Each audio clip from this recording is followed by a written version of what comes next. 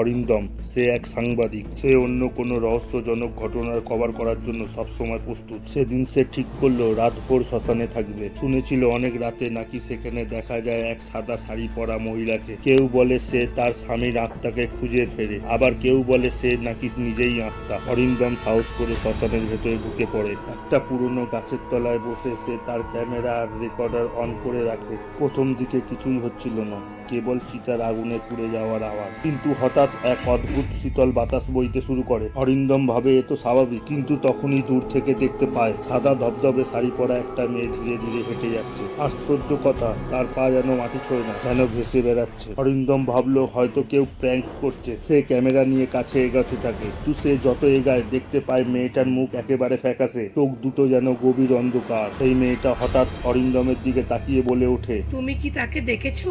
সে কোথায়? সে তো বলেছিল আমায় নিতে আসবে। অরিন্দম ভয়ে কাঁপতে কাঁপতে বলে, কে কে আসবে? মেয়েটি তখন এক বুক হাহাকার নিয়ে বলে, আমার বর। সে আমায় আগুনে ফেলে রেখে দিয়ে পালিয়েছে। আমি আজও তাকে খুঁজছি।